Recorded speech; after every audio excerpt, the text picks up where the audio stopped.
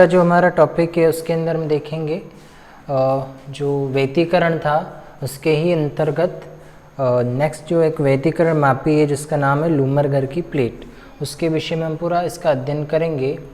तो कुछ चित्रानुसार आप देख रहे हैं कि इससे पहले जो वाला हमने पढ़ा था फेब्रे-पेरो इंटरफेरेंसोमीटर जो था, तो उसके अंदर हमने ये देखा था कि किसी सतह का परावर्तन गुणांक जितना अधिक होगा उतनी ही विभेदन क्षमता अधिक होगी। जिस तरह का जो सूत्र आया था उसके अंदर फेब्रे-पेरो इंटरफेरेंसोमीटर में, तो उससे हमें पता चला था किसी सतह का परावर्तन गुणांक जितना अधिक होगा उतनी ही विभेदन क्षमता जो होगी उसकी वो अधिक होगी। तो लूमरगर के साथ मिलकर जो फेब्रे-पेरो था उसने ही एक विशिष्ट प्रकार का व्यतिकरण का उपयोग किया गया।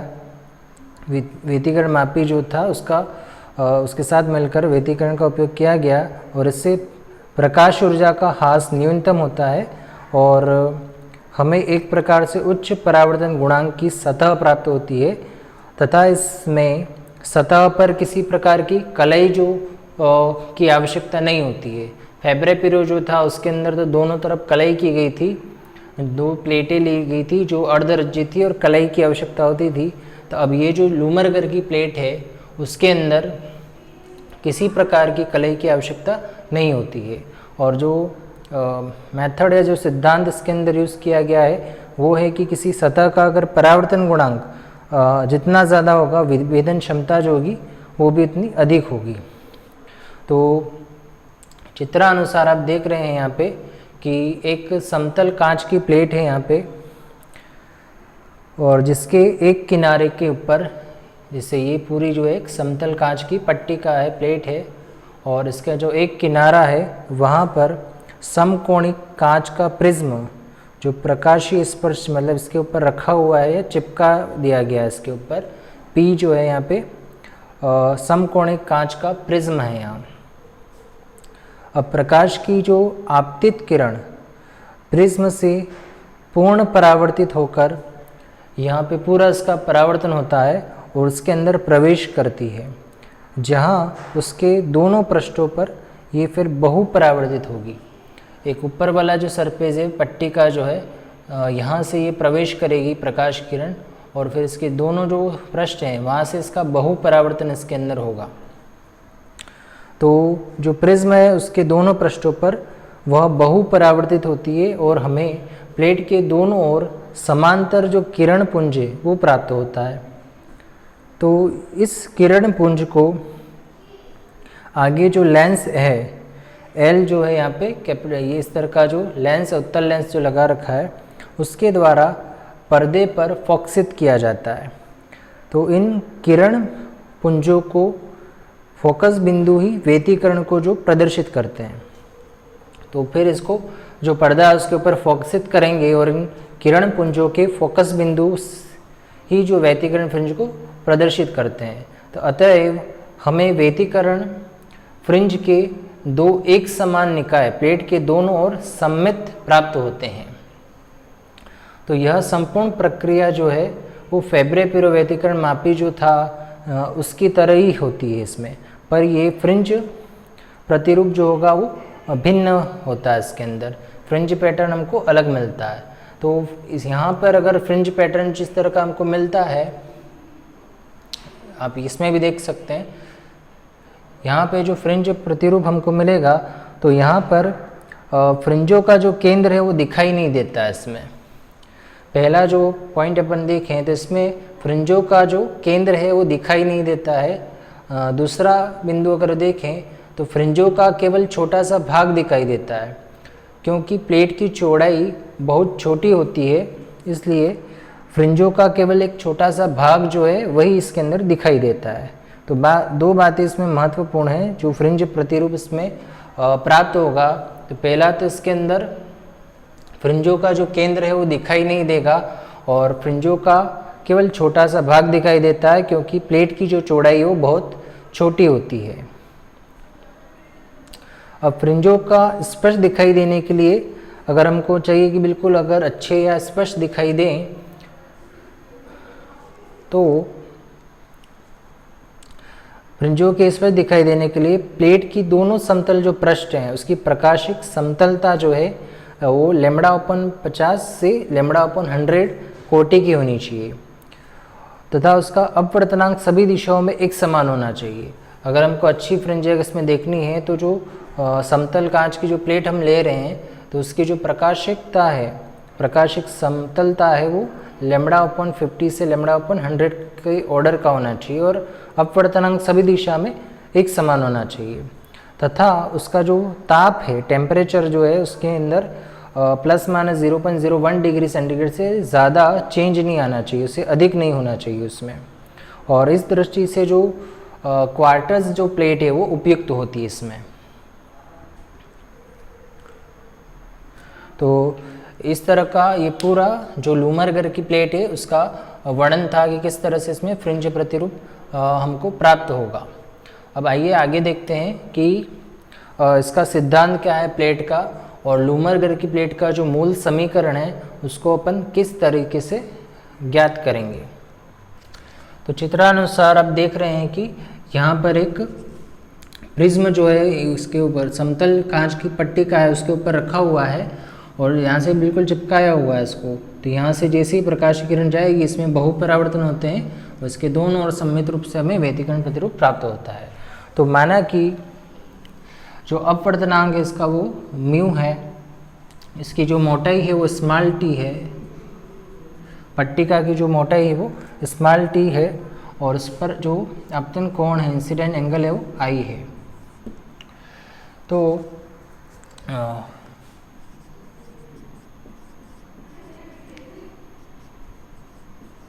इंटरफेरेंस की जो कंडीशन है उसके हिसाब से जो पथांतर जो होगा वो 2μt cos i = n λ होगा। इससे पहले वाले जो चैप्टर थे उसके टॉपिक्स थे उसके अंदर हमने पढ़ रखा था।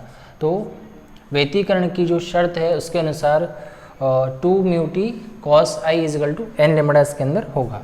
जो n यहाँ पे दिखा रहा है वो ऑर्डर ऑफ फ्रिंजेस या जो फ्रिंजे हैं उसके क्रम को दिखाता है।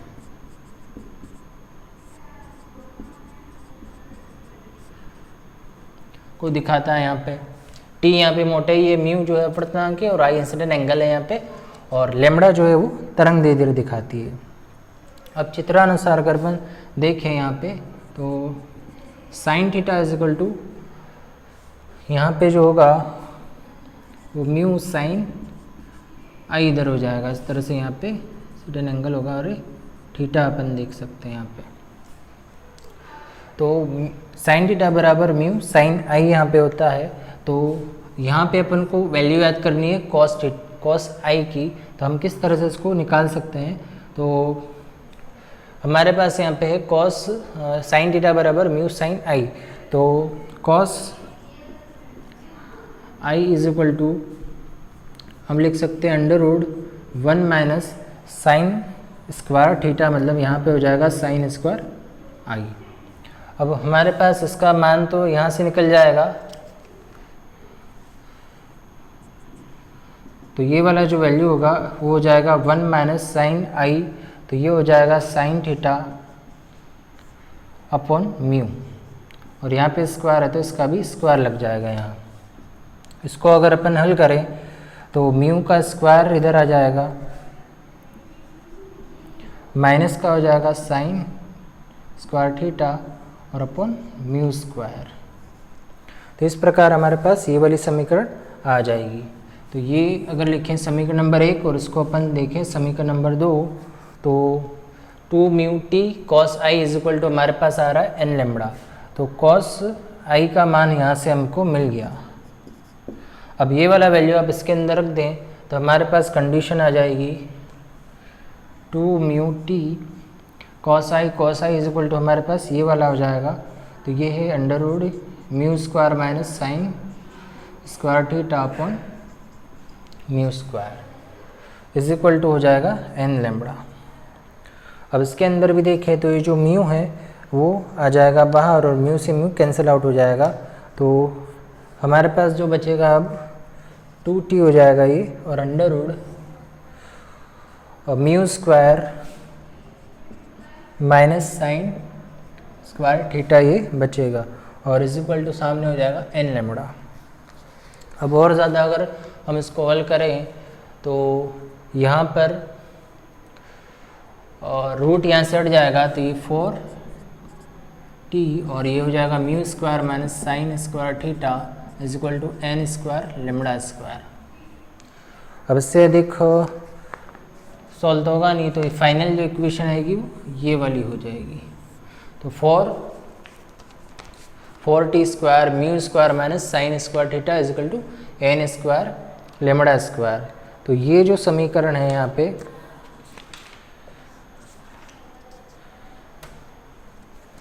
ये जो हमारे पास जो समीकरण आएगी वो दिखाएगी लूमरगढ़ की जो प्लेट है उसका मूल समीकरण जो होगा वो ये हो जाएगा।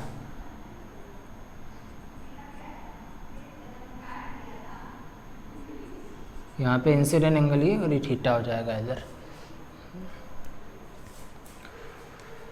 तो ये जो समीकरण हमारे पास आया वो लूमरगढ़ की जो प्लेट है उसका मूल समीकरण को दर्शाता है, और इसके अनुसार ही थीटा जो है वो ये बताएगा कि उच्चिष्ट बनेंगे और उसको दिखाता है यहाँ पे। और इससे ये पता चल रहा है कि प्लेट जो है वो जो उपरोक्त समीकरण जो दर्शाता है कि प्लेट का म्यू तथा जो लेमड़ा वो निश्चित रहता है, इसलिए व्यतिकरण फ्रिंज की मोटाई n का मान जो है वो केवल और केवल थीटा जो है उसके ऊपर निर्भर करता है। नेक्स्ट हम देखते हैं कि ये जो लूमरगढ़ की प्लेट है उसका क्या उपयोग होगा। तो लूमरगढ़ की जो प्लेट है उसके मुख्यतः 3 अनुप्रयोग हैं। तो पहला जो अनुप्रयोग है वो है कि जो मोनोक्रोमेटिक लाइट है उसका तरंग दैर्ध्य का निर्धारण या तरंग दैर्ध्य को हम इसके द्वारा ज्ञात कर सकते हैं। Determination of the wavelength of monochromatic light, मतलब एक वर्णी जो प्रकाश है उसकी तरंग दैर्ध्य का निर्धारण इसके द्वारा किया जा सकता है। दूसरा जो अनुप्रयोग है वो है determination of hyperfine structure of spectral line. जो वर्णक्रमिक जो रेखा है उसका हम उसकी संरचना का उच्च अध्ययन हम इसके द्वारा कर सकते हैं।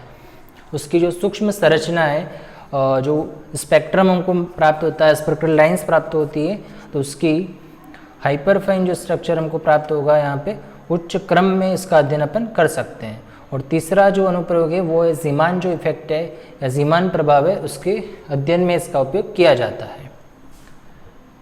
नेक्स्ट हम देखते हैं कि जो एंगुलर डिस्पर्शन यानी कोणीय जो दूरी है या जो फैलाव है उसको अपन इसके द्वारा किस तरह से ज्ञात कर सकते हैं। अर्थात 2 क्रमिक फ्रिंजे जो हैं उसके बीच की जो कोणीय दूरी है उसको ये दर्शाता है। जो एंगुलर डिस्पर्शन है वो 2 फ्रिंजों के मध्य की जो कोणीय दूरी है उसको दर्शाता है, और उसको अपन किस तरह से प्राप्त कर सकते हैं। तो आइए इसका भी अध्ययन अपन आगे करते हैं। तो हमारे पास जो लूमरगढ़ की प्लेट है उसका मूल समीकरण जो था वो ये वाला आया था, 4t square mu square minus sine square theta is equal to n square lambda. अब हमको यहाँ पे ज्ञात करना है एंगुलर डिस्पर्शन जो है, कोणीय जो दूरी है उसको ज्ञात करेंगे। तो ये जो समीकरण है उसका अवकलन कर देंगे अपन। तो उपरोक्त समीकरण का अवकलन करने पर, तब इसका अवकलन करेंगे यहाँ पे, और थीटा के रिस्पेक्ट में अपन को करना है यहाँ। तो इसका जो थीटा और उधर n के रिस्पेक्ट में जो ऑर्डर है उसका उसके रिस्पेक्ट में करेंगे। तो 4t स्क्वायर और अंदर ये जो म्यू तो यहाँ पे कांस्टेंट रहता है, तो जो कांस्टेंट है उसका अवकलन 0 हो जाएगा, माइनस अब यहाँ पे साइन थीटा जो है साइन स्क्वायर थीटा उसका अवकलन करेंगे। तो ये हो जाएगा 2 साइन थीटा, और फिर साइन थीटा का होता है कॉस थीटा, और यहाँ आ जाएगा डी थीटा। इस तरह से इसका अवकलन हो जाएगा। नेक्स्ट यहाँ पे देखें तो लेमड़ा जो कांस्टेंट रहेगा और इसका करेंगे तो 2n dn और लेमड़ा स्क्वायर, जिसका अवकलन करने पर हमें ये प्राप्त हो जाएगा। अब हमको यहाँ पे जो ज्ञात करना है वो है, अब इसका अगर अंदर मल्टीप्लिकेशन कर दें तो ये हो जाएगा 4t स्क्वायर, 2 से 2 यहाँ कैंसिल कर सकते हैं, तो 4t square sine theta cos theta D theta is equal to n dn lambda square. अब हमें यहाँ पे कोणीय विक्षेपण निकालना है, एंगुलर डिस्पर्शन ज्ञात करना है, तो d theta upon d n, इन दोनों का डिवाइड कर दे और बाकी एक तरफ अपन रखें, तो यहाँ पे आ जाएगा N lambda square upon 4t square sine theta cos theta, इस तरह से ये आ जाएगा। दूसरा अगर अपन देखें कि यहाँ पे साइन थीटा कॉस थीटा ये बन रहा है, तो 2 का अगर मल्टीप्लाई कर दें तो यहाँ पे एक फॉर्मूला इसका बन जाएगा। वो फॉर्मूला बनेगा यहाँ पे N D square lambda square और ये 2t स्क्वायर अंदर 2 साइन थीटा कॉस थीटा, तो इस इक्वल टू हो जाएगा एन लेमड़ा स्क्वायर अपॉन ये 2t स्क्वायर है, तो ये हो जाएगा साइन 2 थीटा। अब यहाँ पे n, तो यहाँ पे क्रम को दिखा रहा है, फ्रिंजों का जो क्रम है उसको दर्शाता है, तो n बराबर अगर 1 ले लें तो dn बराबर भी इसके अंदर, अगर इसका क्रम जो है n बराबर 1 ले लेते हैं, या dn जो है उसको अपन जो फर्स्ट ऑर्डर है इसमें उसको ले लें, dn इज इक्वल टू 1, तो d थीटा बराबर हो जाएगा यहाँ पे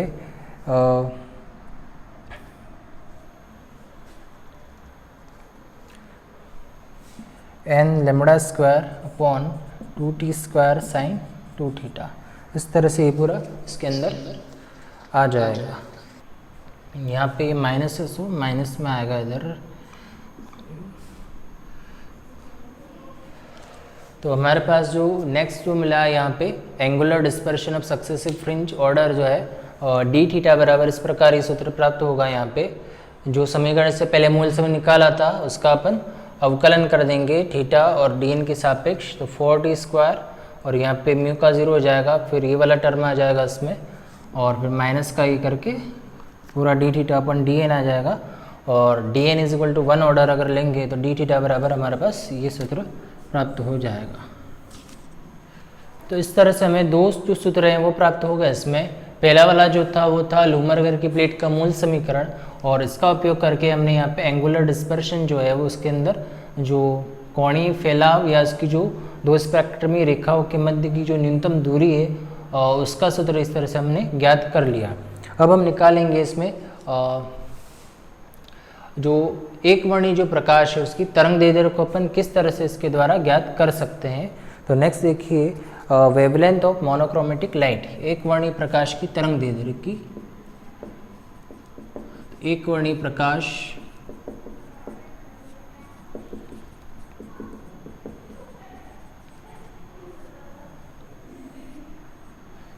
जो मोनोक्रोमेटिक लाइट है, एक वर्णी जो प्रकाश है उसकी तरंग दैर्ध्य को अपन किस तरह से इसके द्वारा ज्ञात कर सकते हैं।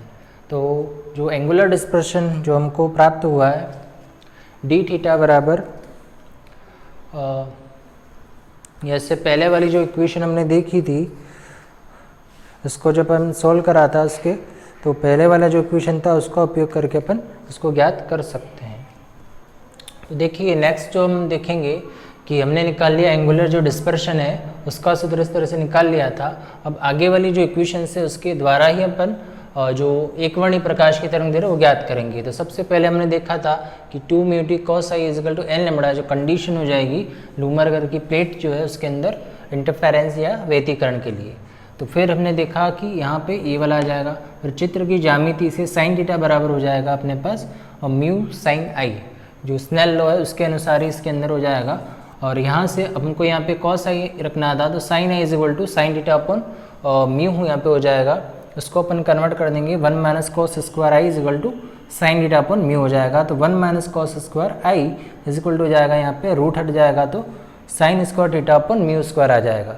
और इससे हमें प्राप्त हो गया कॉस स्क्वायर आई, क्योंकि यहाँ पे कॉस आई निकालना है तो अंडर रूट इस सामने वाले पे लग जाएगा और यहाँ पे ये कॉमन आ जाएगा, तो कॉस आई हमारे पास इस तरह से मिल जाएगा। अब ये जो कॉस आई है उसका मान अपन समीकरण नंबर जो 1 है उसके अंदर रख देंगे, तो हमें जो इक्वेशन मिलेगा वो ये वाला हमें प्राप्त हो जाएगा। इसके अंदर जो म्यू स्क्वायर है वो बाहर आ जाएगा, तो म्यू और म्यू से कैंसिल आउट हो जाएगा।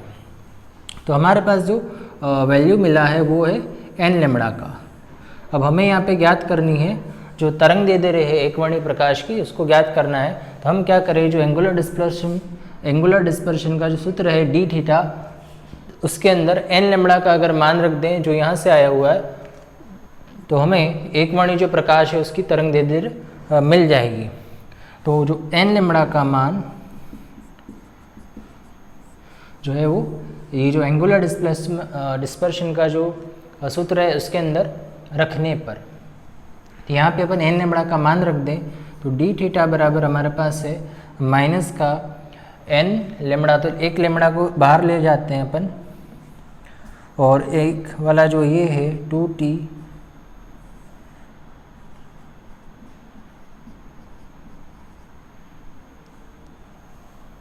Mu square minus sine square theta, ये वाला पूरा इधर आ जाएगा, और बाकी का जो पूरा टर्म है वैसा अपन उतार लेंगे। तो टी स्क्वायर साइन 2 थीटा और बाहर ले जाएगा लेमड़ा। अब देखें तो यहाँ पे इस टी से 2 कैंसिल हो जाएगा, टी से ठीक यहाँ पे चला जाएगा, ये 2 से ये 2 कैंसिल, 1 टी से टी कैंसिल। हमें ज्ञात करना जो है वो लेमड़ा याद करना है। सो लेमड़ा इधर रखेंगे, बाकी सारा अगर ले आए तो एकवर्णी प्रकाश की तरंग दे रहे हैं।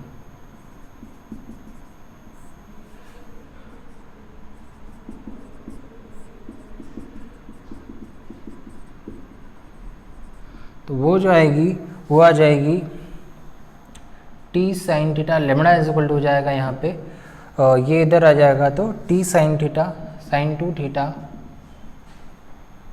अपन में हो जाएगा यहाँ पे under root mu square minus sine square theta,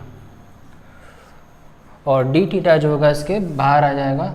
सो एकवर्णी जो प्रकाश की तरंग दे रहे हैं उसके लिए जो आवश्यक सूत्र जो होगा वो इस तरह से हमें प्राप्त हो जाएगा। तो T sine theta sine 2 theta upon under root mu square minus sine square theta D theta. तो इस तरह से मोनोक्रोमेटिक जो लाइट है, एकवर्णी जो प्रकाश है, उसका सूत्र जो है हमें इस तरह से प्राप्त हो जाएगा। अगला जो हमारा टॉपिक होगा उसके अंदर हम देखेंगे कि डिस्पर्सन ऑफ स्पेक्ट्रल लाइन, जो एकवर्णी जो यहाँ पे वर्णक्रमीय जो लाइनें हैं उसका फैलाव किस तरह से होगा, या इसको हम कहते हैं जो स्पेक्ट्रमी रेखा आएगी उसका अपन पूरा इसके अंदर विश्लेषण किस प्रकार से करेंगे, तो उसके विषय में आगे हम देखेंगे। यहाँ डिस्पर्शन नेक्स्ट जो है वो है स्पेक्ट्रमी रेखा का विश्लेषण, और इसके अंदर हम देखेंगे dispersion of spectral lines. Dispersion मतलब विक्षेपण, मतलब इसका फैलाव किस तरह से होता है। जैसे यहाँ पे एक प्रिज्म रखा है, उसमें अगर वाइट लाइट देंगे तो यहाँ से इस तरह से 7 कलर्स तरह से दिखते हैं। तो यहाँ पे ये जो पूरा हो रहा है विक्षेप, और ये डिस्पर्शन या विक्षेपण कहलाता है, या जो तरंग है उसका फैलाव किस तरह से है, या कोणीय फैलाव जैसे इसमें देखा था तो किस एंगल से ये मुड़ रही है, उस सब का विश्लेषण अपन इसमें करेंगे। तो देखिए डिस्पर्शन ऑफ स्पेक्ट्रल लाइन, तो इसके अंदर हम देखें तो सामान्यतया जो प्रयोग में बहुवर्णी जो प्रकाश स्रोत है उसका उपयोग किया जाता है। तो अलग अलग तरंग दैर्ध्य के लिए थीटा जो कोण है उसका मान भी अलग अलग होता है। तो लेमड़ा के साथ जो थीटा के अंदर परिवर्तन आता है, D theta upon d lambda जो दे रखा है, तो लेमड़ा के साथ साथ जो थीटा के अंदर जो परिवर्तन आ रहा है तो उसको बोलते हैं, उसकी जो दर है लेमड़ा के साथ थीटा के परिवर्तन की दर, अर्थात D theta upon d lambda जो स्लाइड में आप देख रहे हैं, तो उसको उस युक्ति की विक्षेपण क्षमता या डिस्पर्सिव पावर कहा जाता है। उसको हम बोलते हैं डिस्पर्सिव पावर या डिस्पर्शन फॉर्मूला इसको कहते हैं। तो d theta upon d lambda, तो ये विक्षेपण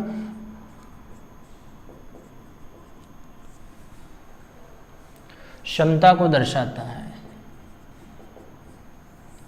ये जो सूत्र है वो डिस्पर्सिव पावर को दर्शाता है। D theta upon d lambda की तरंग दैर्ध्य साथ साथ उसमें कितना फैलाव आ रहा है, या थीटा के जो मान में कितना परिवर्तन आ रहा है, तो इसका मान अब हमको यहाँ पे ज्ञात करना है। तो उसके लिए हम क्या करेंगे कि जो हमारे पास जो समीकरण, जो सबसे पहले वाली जो समीकरण आई थी, उसका हम लेमड़ा के सापेक्ष अवकलन अब करेंगे। तो ये जो समीकरण आई थी सबसे पहले लूमरगर की जो प्लेट का जो मूल समीकरण है उसका थीटा के लेमड़ा के सापेक्ष अवकलन करने पर।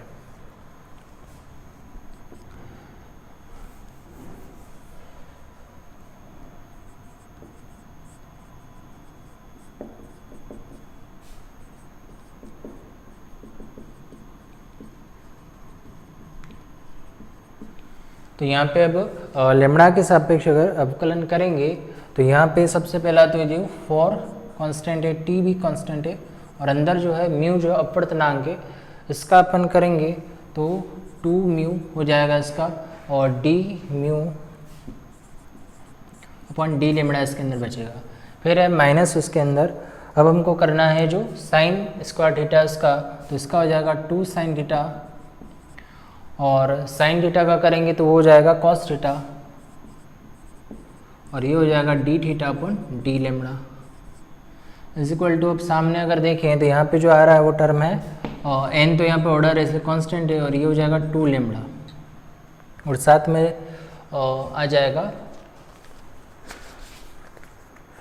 तो लेमड़ा के सापेक्ष कर रहे हैं तो डी लेमड़ा उसके अंदर आएगा नहीं, सो हमारे पास जो पूरा इक्वेशन बचेगा वो इस तरह का इसके अंदर आ जाएगा।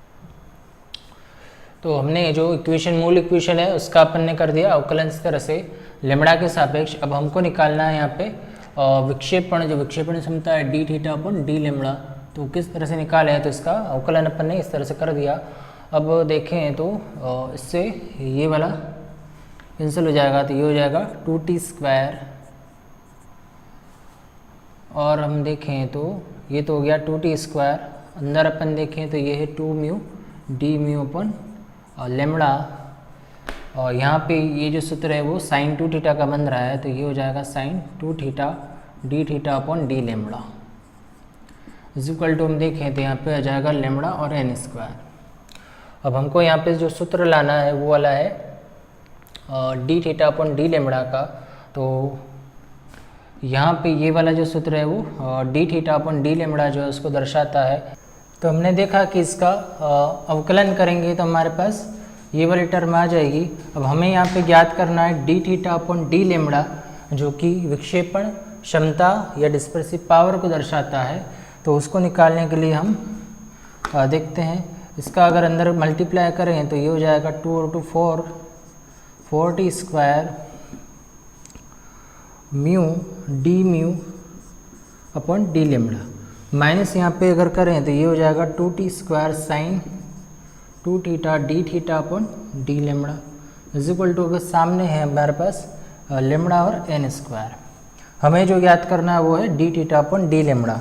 तो अब इसके लिए क्या किया जाए कि इस पूरे टर्म को इधर ले जाएंगे और इसको अगर अपन इधर ले आए तो ये हो जाएगा 4t square mu D mu upon D lambda is equal to, या इसको इधर लाएंगे तो ये माइनस का lambda n square is equal to हो जाएगा 2t square sine 2 theta D theta upon D lambda. अब हमें ज्ञात करना है D theta upon D lambda, इसको यहाँ पे अपन डिवाइड कर देंगे तो हमारे पास जो सूत्र आएगा, हमारे पास जो सूत्र बचेगा वो हो जाएगा 4t square mu D mu upon D lambda minus n lambda square और अपन में जो होगा वो हो जाएगा 2t square sine 2 theta is equal to आएगा d theta upon D lambda. तो ये जो है एक तरह से जो विक्षेपण क्षमता है हमारे पास उसका सूत्र हमारे पास मिल जाएगा। अब हम क्या करें इसके अंदर, लेमड़ा जो है अब जो अगर अलग सूत्र अगर अपन को लाना है तो इसके अंदर लेमड़ा का मल्टीप्लाई और डिवाइड दोनों अपन इसके अंदर कर देते हैं। यहाँ पे एन स्क्वायर इधर है। अब क्या करें इसके अंदर कि जो ये वाली जो साइड है वहाँ पे लेमड़ा का गुणा और लेमड़ा का भाग दोनों अगर अपन यहाँ पे कर दें तो एन स्क्वायर लेमड़ा स्क्वायर जो पहले वाला जो टर्म था उसके अंदर अपन ने एन लेमड़ा का जो मान था और ये वाला जो है एन लेमड़ा, तो ये वाला अगर इसके अंदर रख दें तो सूत्र थोड़ा चेंज हो सकता है। तो अंश व हर में लेमड़ा का गुणा करने पर। हम इस वाली साइड में ही कर रहे हैं, तो ये lambda 4t² mu D mu upon D lambda minus ये हो जाएगा n² लेमड़ा स्क्वायर, और अपॉन में जो है वो ये है 2t² लेमड़ा साइन 2θ, और सामने तो रहेगा d θ अपॉन डी लेमड़ा। अब क्या करें कि अब इसके अंदर जो n² जो है, ये जो n लेमड़ा जो है उसका मान उससे यहाँ पे पुट कर दें। अब हम क्या करते हैं, इसका मान अगर इसके अंदर रख दें तो 4t² लेमड़ा म्यू और D mu upon d lambda minus का अब यहाँ पे है ये वाला जो पूरा इक्वेशन है n लेमड़ा वाला, वो अगर रख देते हैं तो ये बचेगा 4t² ब्रैकेट में mu square minus sine square theta, इस तरह का ये इक्वेशन आएगा। और अपन में तो वही रह जाएगा 2 लेमड़ा t² साइन 2θ, इसको लिख सकते हैं। तो ये जो आया वो आया d θ अपन डी लेमड़ा। और थोड़ा अधिक हल करेंगे इसको, तो हमारे पास फाइनल जो इक्वेशन आएगा इसको अगर और हल करें n² लेमड़ा स्क्वायर का मान रखने के पश्चात, तो 4t² लेमड़ा म्यू ये है D mu upon d lambda minus अगर अंदर चला जाएगा तो ये 4t² म्यू स्क्वायर और ये प्लस का 4t² साइन स्क्वायर थीटा, और अपन में हो जाएगा 2 लेमड़ा t² साइन 2θ। अब हम देखें कि इस जो पूरा जो समीकरण है उसके अंदर 4t² जो है वो पूरा कॉमन आ रहा है इसके अंदर, तो उसको अगर अपन बाहर निकाल दें तो 4 पूरा कॉमन आ जाएगा इसमें, 2 से 2 कैंसिल यहाँ पे हो जाएगा। तो नेक्स्ट जो इक्वेशन आएगा,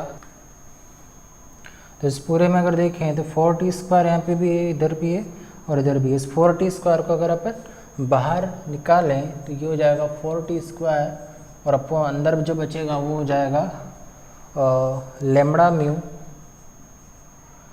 D mu upon D lambda minus का mu square plus sine square theta, और अपन वाला जो है उसमें है 2 लेमड़ा t² साइन 2θ। यहाँ देखिए तो t² जो होगा वो कैंसिल आउट हो जाएगा और यहाँ पे खाली 2 बचेगा। तो फाइनल जो इक्वेशन आएगा हमारा वो हो जाएगा, यहाँ से 2 से ये 2 कैंसिल और 4 कैंसिल, तो ये t² कैंसिल, तो फाइनली बचेगा 2 lambda mu D mu upon d lambda, इसको 2 कर देते हैं अपॉन माइनस कर दें और ये साइन स्क्वायर थीटा, इस तरह से आएगा। और अपॉन में रह जाएगा अपने पास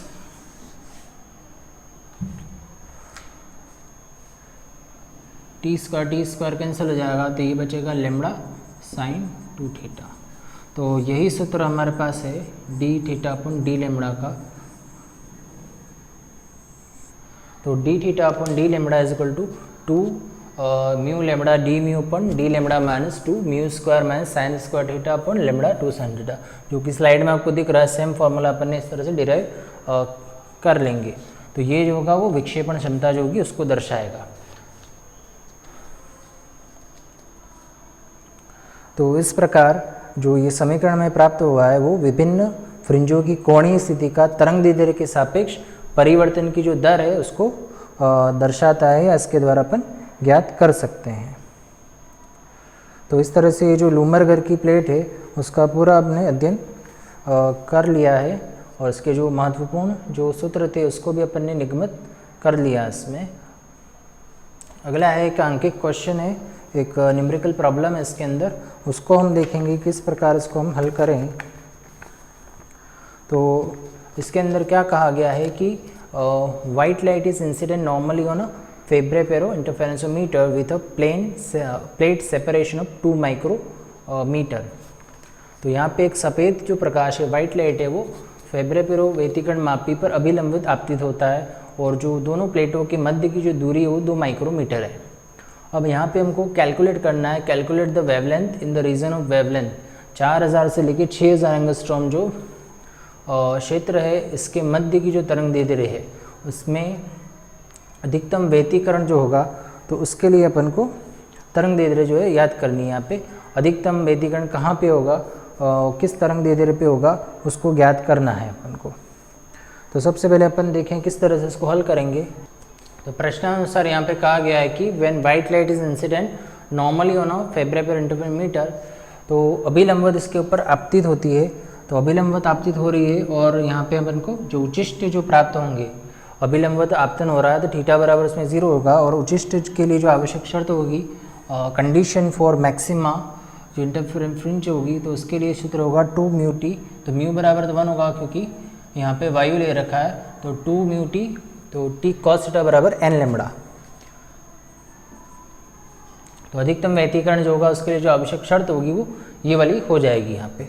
अब यहाँ पे क्योंकि नॉर्मल इंसिडेंट हो रहा है तो जो थीटा बराबर होगा नॉर्मल इंसिडेंट के लिए वो हो जाएगा 0 डिग्री। तो थीटा बराबर 0 हो जाएगा तो ये हो जाएगा 2t बराबर एन लैम्बडा। 2t बराबर यहाँ पे एन लैम्बडा हो जाएगा यहाँ से। तो यहाँ से अपन लैम्बडा का जो मान है वो ज्ञात कर सकते हैं। सो लैम्बडा बराबर हमारे पास आ जाएगा 2t अपॉन स्मॉल n। अब n यहाँ पे जो ऑर्डर है उसको दर्शाता है, जो फ्रिंजों का क्रम है उसको दर्शाता है। अब हम देखते हैं कि प्रश्नानुसार क्या दे रखा है। यहाँ पे दे रखा है लैम्बडा बराबर एक तो दे रखी है 4000 से लेकर 6000 एंगस्ट्रॉम के मध्य में। तो पहला वाला जो है 4000 एंगस्ट्रॉम के मध्य जो वेवलेंथ है वो दे रखा है। दूसरा दे रखा है यहाँ पे जो पट्टी का उसकी मोटाई है 2 माइक्रोमीटर, मतलब 2 × 10⁻⁶ मीटर। सो हमारे पास अब एक तो लैम्बडा दिया हुआ है, टी दे रखा है। तो अब हम यहाँ से अगर ऑर्डर निकाले जो फ्रिंज का, केवल पहले 4000 के लिए निकालते हैं, तो n इजिकल टू हो जाएगा यहाँ पे 2t अपॉन लैम्बडा।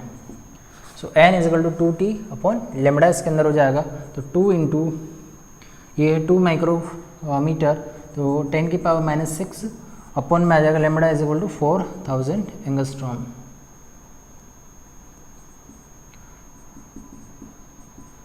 सो इसका जो आंसर आएगा इस 4 से ही कैंसिल आउट हो जाएगा और फाइनली जो आंसर आएगा इसके अंदर भी 4 0 इसमें कैंसिल हो जाएंगे, 6 वहाँ पे है, तो जो उत्तर आएगा इसमें करीब 10। इससे ही कैंसिल, ये भी कैंसिल हो जाएगा। 10⁻⁻⁶ है और 3 उधर चला जाएगा और 10 की पावर ऊपर जाएगा तो ये ओनली 10 बचेगा। तो n बराबर ऑर्डर जो होगा इसके लिए जो फ्रिंजों का क्रम होगा 4000 एंगस्ट्रॉम के लिए वो ये वाला हो जाएगा।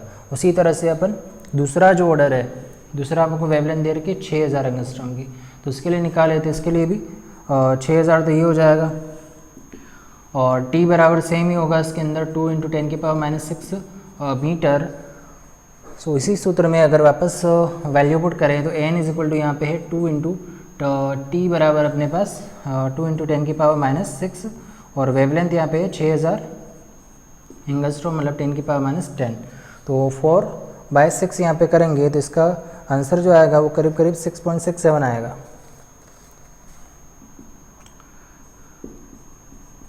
तो जो उत्तर आएगा इसका अगर डिवाइड करें तो वो 6.67 की समथिंग आएगा। तो हमारे पास जो फ्रिंजों का क्रम अगर देखें तो वो मिलेगा 6 से लेके 6 वाला जो है 6 से लेके 10 के अंदर हमको फ्रिंजों का जो क्रम है उसके अंदर मिलेगा। तो इस ऑर्डर में ही अपन को वो तरंग दैर्ध्य ज्ञात करनी है जहाँ पे अधिकतम व्यतिकरण जो होगा वो होगा। तो जो ऑर्डर होगा फ्रिंजों का जो क्रम हमारे पास यहाँ पे होगा, तो n बराबर 6 से लेके 10 के बीच में है, तो हम यहाँ पे 7 8 9 इस तरह से ले सकते हैं यहाँ पे। तो 7 8 9 के कॉरस्पॉन्डिंग जो फ्रिंज ऑर्डर है अपन यहाँ पे लिया जा सकता है, क्योंकि यहाँ पे 4000 से 6000 के बीच में जो क्रम आ रहा है वो एक तो 10 आ रहा है, दूसरा वाला 6.67 आ रहा है। तो इसके मध्य की जो फ्रिंजें होंगी ये करीब 6 से 10 के है, तो इसके मध्य की फ्रिंजेस 7 8 और 9। तो इसके अंदर अपन वो वेवलेंथ याद करेंगे जहाँ पे अधिकतम व्यतिकरण जो है वो हो रहा है। तो हम देखते हैं, सबसे पहले अपन ऑर्डर लेते हैं पहली वाली वेवलेंथ, तो लेमड़ा बराबर हो जाएगा 2t/n। तो n बराबर अपन लेते हैं यहाँ पे 7। तो 7 अगर हम यहाँ पे लेते हैं, जो ऑर्डर है यहाँ पे n बराबर अगर 7 लिए तो हमें क्या वेवलेंथ मिलेगी, तो 2 इंटू ये तो माइक्रो, तो 2 इंटू 10⁻⁻6 हो जाएगा। n इज इक्वल टू अपने पास 7 है। यहाँ पे जो फ्रिंजों का जो क्रम है वो वाला करीब इतना हमारे पास यहाँ पे है। तो ये हो जाएगा 4/7, तो इंटू 10⁻⁻6। तो इसका अगर आप हल करेंगे तो इसका आंसर आएगा 5.714 इंटू 10⁻7 मीटर। तो जो लेमड़ा 1 तरंग दैर्घ्य हमको मिलेगी वो 5714 एंगस्ट्रॉम के मध्य में मिलेगी, या इतनी मिलेगी 514 एंगस्ट्रॉम। तो पहली वाली जो वेवलेंथ अपन को मिल गई, जहाँ पे अधिकतम व्यतिकरण होगा वो ये वाला होगा। इसी प्रकार बाकी वाले करने हैं लेमड़ा 2। तो अब ऑर्डर लेते हैं n बराबर 8। तो हमारे पास हो जाएगा ये 2t/8। यहाँ पे सेम फॉर्मूला इसमें अप्लाई होगा, तो 10 की पावर ये हो जाएगा 2 इंटू 10⁻⁻6 और यहाँ पे 8। तो ये हो जाएगा 4 तो 1/2 आ जाएगा, 0.5 समथिंग ये आएगा। तो यहाँ पे दूसरा वाला जो हमने लिया है 8, तो ये तो होगा 2 1/2 इंटू 10⁻⁻6, तो 0.5 समथिंग आएगा ये। तो 0.5 वहाँ पे वो कर दें तो करीब 5000 एंगस्ट्रॉम के आसपास ही आ जाएगा। और लास्ट वाली जो है लेमड़ा 3, इसके अंदर अपन कर दें तो 2 10⁻⁻6 और 8 की जगह लेते हैं 9। तो इसका आंसर भी जो आएगा वो करीब 4.44 10⁻⁻7। तो ये 4440 एंगस्ट्रॉम के आसपास आएगी। इस तरह से हम जो अधिकतम तरंग दैर्घ्य, अधिकतम जो इंटरफेरेंस होगा मैक्सिमम इंटरफेरेंस के लिए वेवलेंथ इस तरह से ज्ञात कर सकते हैं।